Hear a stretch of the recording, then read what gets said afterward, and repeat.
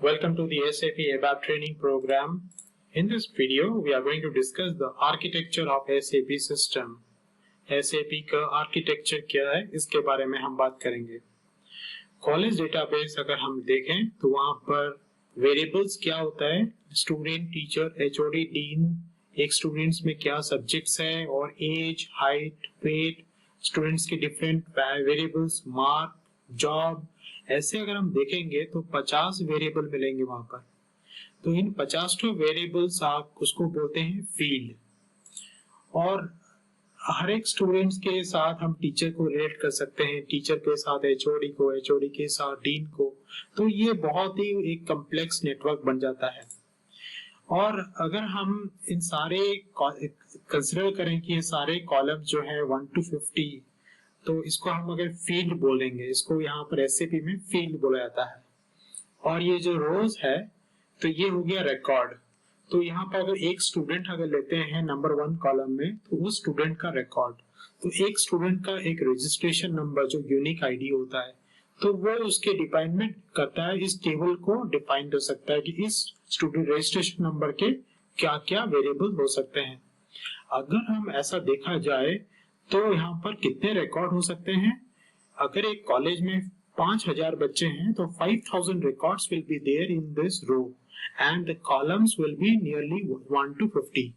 और ऐसा भी हो सकता है कि एक टेबल होगा जहां पर 10,000 रिकॉर्ड्स होंगे पर कॉलम्स होंगे सिर्फ 5, और एक टेबल होगा वहां पर 10,000 रिकॉर्ड होंगे पर कॉलम होंगे और एक 10.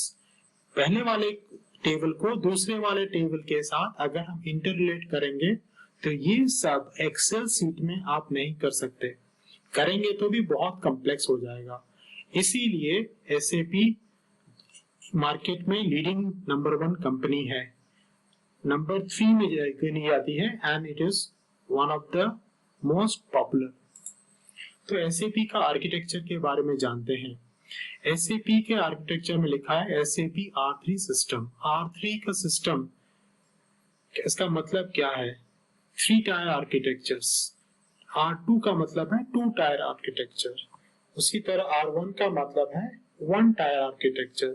यहाँ R का मतलब है रियल टाइम, मतलब आप रियल टाइम में सारा डेटा जान सकते हैं. रियल टाइम में एचओडी सारे बच्चों के डेटा जान सकता है, डीन सारे डेटा जान सकते हैं, और स्टूडेंट भी अपने मार्क्स हो गए, अपने प्लेसमेंट डेटा हो गए, लास्ट ईयर के डेटा हो गए, जो डेटा स्टूडेंट को चाहिए वो जान सकता है, वो भी रियल टाइम में. पहले हम जानते हैं R1 का मतलब क्या है. R1 का मतलब आपके लैपटॉप ले लो. लैपटॉप में आप टाइप करते हो, प्रोग्राम लैपटॉप में एग्जीक्यूट होता है और रिजल्ट स्क्रीन में दिखता है, वो हो गया R1. समझ लीजिए आप लैब में गए, लैब में एक सर्वर है और 50 कंप्यूटर हैं. वो सारे 50 कंप्यूटर में 50 बच्चे प्रोग्रामिंग करेंगे, पर उनका सारा प्रोग्राम एक ही कंप्यूटर में रन होगा. तो ये हो गया R2 सिस्टम. अगर 50 बच्चों से अगर हम एक कंप्यूटर के साथ 100 कंप्यूटर लगा दें, तो सारे जो 100 कंप्यूटर हैं वो डमी कंप्यूटर एक कंप्यूटर के अंदर प्रोग्रामिंग करें तो वो कंप्यूटर ओवरलोड हो जाता है. अगर 100 की जगह 1000 चाहिए तो ये R2 सिस्टम काम नहीं करेगा. फिर हम R3 सिस्टम में जाते हैं. R3 सिस्टम में क्या है? जो डेटा है वो डेटा रह गया डेटाबेस लेयर में, और जो क्लाइंट है वो जो काम करेगा वो है प्रेजेंटेशन लेयर में. अब यहाँ पर क्लाइंट कौन है? जैसे क्लाइंट स्टूडेंट हो गए, टीचर हो गए, एचओडी हो गए, डीन हो गए, प्लेसमेंट हो गया, एग्जाम सेक्शन हो गया, ये सारे हो गए क्लाइंट. और डेटा क्या? पहले पूरा डेटा जो स्टोर किया हुआ है. अब सारे डेटा सबको नहीं चाहिए, स्टूडेंट को अलग डेटा चाहिए, टीचर्स को अलग डेटा चाहिए. तो जिसको जो डेटा चाहिए उसी हिसाब से यहाँ पर प्रोग्राम किया गया है. जो प्रोग्राम करते हैं उसे बोलते हैं एप्लीकेशन लेयर. तो इसको इसलिए बोलते हैं बिजनेस लॉजिक. तो ये एसएपी एबैप कंसल्टेंट जो है उनका काम है यहाँ programming.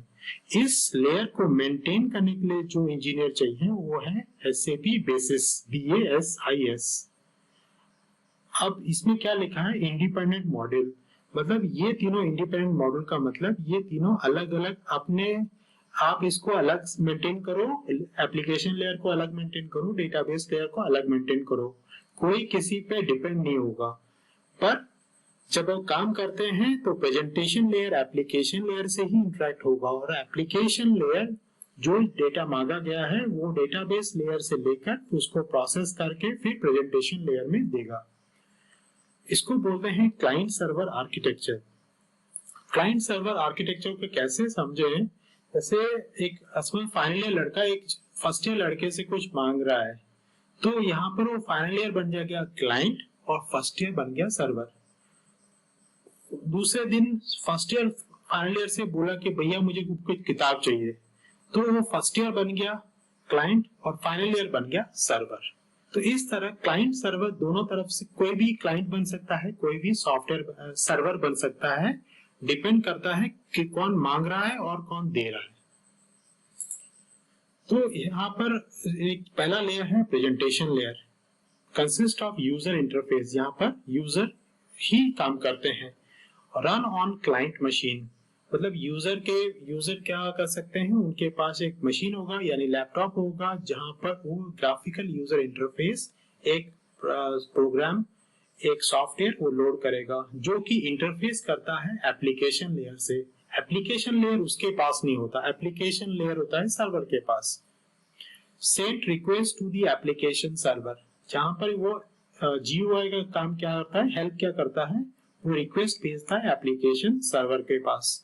Display the result received from application server, तो ये प्रोसेस करने के बाद जो रिजल्ट प्रेजेंटेशन लेयर के पास आता है वो उसको डिस्प्ले करता है।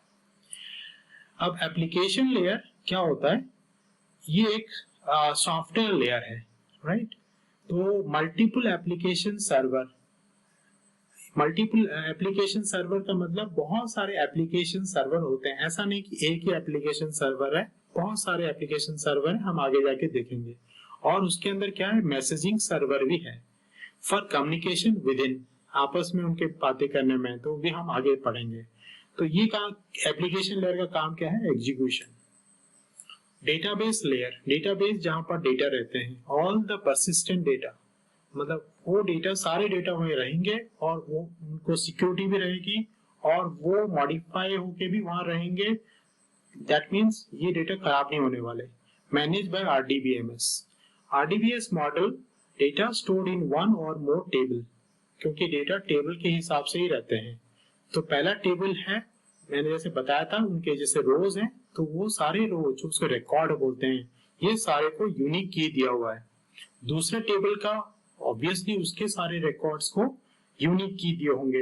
एक टेबल और दूसरे टेबल को जो जोड़ती है कड़ी, उसको बोलते हैं फॉरेन की। फॉरेन की से टेबल 1 और टेबल 2 जुड़ जाता है। ये रहा अपना प्रेजेंटेशन लेयर।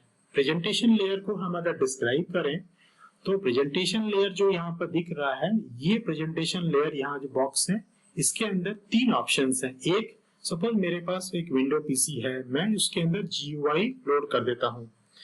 इस GUI से मेरे पास 50 बच्चे हैं, 50 स्टूडेंट्स हैं और 100 स्टूडेंट्स या 5000 स्टूडेंट्स हैं। सब लोग एप्लीकेशन लेयर में कुछ ना कुछ काम करना चाहते हैं, तो ये जाएंगे डायरेक्टली एप्लीकेशन लेयर को टच नहीं कर पाएंगे, ये डिस्पैचर के थ्रू टच करेंगे। जावा है, सपोज किसी कंप्यूटर में उसने GUI एक है ABAP प्रोसेसर है और एक है जावा एनवायरनमेंट अगर है तो जावा भी वो डिस्पैचर के थ्रू आएगा। और एक ऑप्शन है कि डायरेक्टली हम HTML जैसे HTTP वहां पर जाकर डायरेक्टली टाइप करेंगे और वहां से भी हम एप्लीकेशन सर्वर को कनेक्ट कर सकते हैं, पर उसके लिए हमें इंटरनेट कम्युनिकेशन मैनेजर जो कि एप्लीकेशन लेयर के अंदर ही रहता है। तो प्रेजेंटेशन लेयर में 3 ऑप्शंस हैं, एक है विंडो पीसी, दूसरा है जावा एनवायरनमेंट और तीसरा है विंडो पीसी एंड ब्राउजर। ये रहा अपना एप्लीकेशन लेयर। एप्लीकेशन लेयर के अंदर 2 चीजें, application server instance, any number can exist, मतलब ये वाला जो बॉक्स है वो एक नहीं 10 हो सकता है, 20 हो सकता है, 30 हो सकता है, ये वाले बॉक्स मल्टीपल हो सकते हैं। पर एप्लीकेशन लेयर के अंदर ये जो वाला बॉक्स है वो एक ही रहेगा, ASCS इंस्टेंस, मतलब ABAP सिस्टम सेंट्रल सर्विस। ये वाला सिर्फ एक ही है, यानी ये जितने यहाँ पर सपोज लेट अस टेक यहाँ पर 50 हैं, 50 नंबर्स यहाँ पर एग्जिस्ट करते हैं, तो ये हो गए 50 नंबर के करीब। तो यहाँ पर ये सिर्फ एक ही नंबर हुआ, तो इन 50 को आपस में जोड़ने के लिए जो कड़ी चाहिए वो है ये। उसमें मैसेज सर्वर बहुत ही इंपॉर्टेंट काम करता है। तो पहले ये देखते हैं कि इसमें क्या है। एप्लीकेशन सर्वर इंस्टेंस, ये क्या चीज है।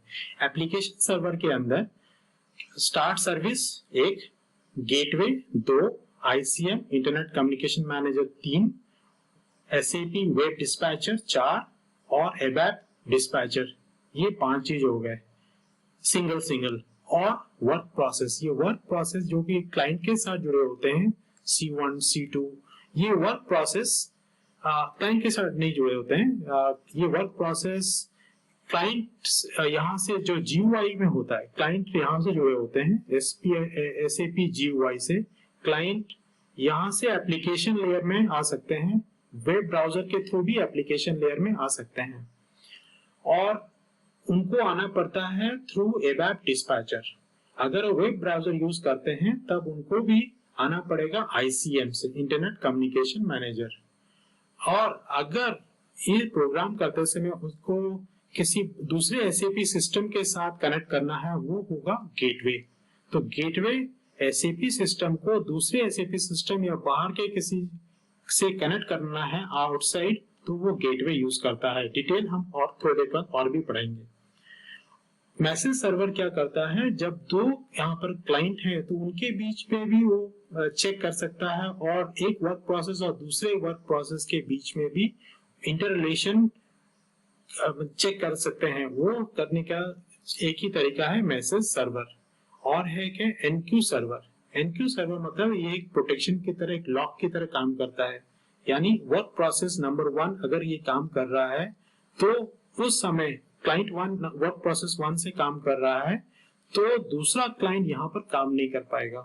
तो दूसरा क्लाइंट तब काम करेगा जब इसका पहला काम खत्म हो जाएगा और ये खाली हो जाएगा। तो हम आगे देखते हैं इस चीज को। ये भी पहले वाले वीडियो में दिखाया गया था। अगर क्लाइंट बहुत सारे हैं तो ये क्लाइंट SAP GUI से आते हैं, कुछ क्लाइंट वेब ब्राउजर से आते हैं। ये जो वेब ब्राउजर से आते हैं वो ICM के थ्रू, मेमोरी पाइप के थ्रू एबैप वर्क प्रोसेस में जा सकते हैं, और जो GUI से आते हैं वो डिस्पैचर, फिर उसमें एबैप वर्क प्रोसेस, राइट। तो उसी तरह हम जावा वर्क प्रोसेस भी हो सकता है, ये पहले वाले वीडियो में दिखा दिया गया है।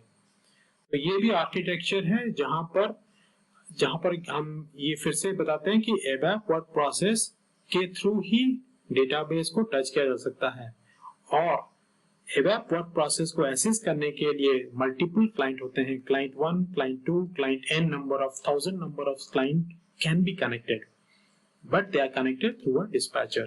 अगर वो क्लाइंट वेब ब्राउजर के थ्रू आ रहे हैं तो उनको ICM इंटरनेट कम्युनिकेशन मैनेजर के थ्रू, मेमोरी पाइपलाइन के थ्रू वर्क प्रोसेस में आकर डेटाबेस में आना पड़ेगा। और इनके बीच में भी एक रिलेशन है डिस्पैचर क्यू, और एक है वेब SAP वेब डिस्पैचर। तो ये मैसेज सर्वर और SAP वेब डिस्पैचर का काम है लोड बैलेंसिंग। जैसे यहाँ बताया गया, यहाँ पर वर्क प्रोसेस बहुत सारे हैं, work process 1, work process 2, work process n, बहुत सारे वर्क प्रोसेस हैं। तो इनके बीच में हम ऑप्टिमाइज लोड, एक प्रोसेसर बहुत ज्यादा लोड ना हो जाए इसीलिए 2 यूज कर सकते हैं, 3 यूज कर सकते हैं। तो इनके बीच में जो बैलेंस का काम करेगा वो मैसेज सर्वर कर सकता है, और अगर यहां से आ रहा है ICM से तो SAP वेब ब्राउजर कर सकता है। जावा अगर यूज करते हैं तो जावा के लिए जावा डिस्पैचर है और जावा सर्वर प्रोसेसर है। यही एडवांटेज SAP का, जहां पर एबैप वर्क प्रोसेस और जावा सर्वर प्रोसेस दोनों काम करते हैं, और ये दोनों के एडवांटेज हो गए। और दूसरा है कि जावा सर्वर प्रोसेस अगर यूज करता है तो वहां पर SDM यूज होता है। SDM मतलब सॉफ्टवेयर डिप्लॉयमेंट मैनेजर। तो जैसे यहाँ पर ICM यूज, जैसे मैसेज सर्वर यूज होता है, यहाँ पर सॉफ्टवेयर डिप्लॉयमेंट मैनेजर यूज होता है। तो ये हो गया कि अगर वर्क प्रोसेस 1, 2, 3 हो गए तो किस तरह हम वर्क प्रोसेस को यूजर 1 और यूजर 2 से डिस्पैचर को यूज करता है। यहाँ पर डिस्पैचर का एक बताया गया कि 1, 2, 3, 4, 5, ताकि कोई भी वर्क प्रोसेस अगर एंगेज हो तो दूसरा वर्क प्रोसेस एक्टिवेट हो जाता है। जब तक ये खाली हो जाता है फिर यहाँ पर से वर्क प्रोसेस 1 से फिर स्टार्ट हो जाता है। इसके बाद वाले के कंटेंट में हम नेक्स्ट वीडियो में जाते हैं।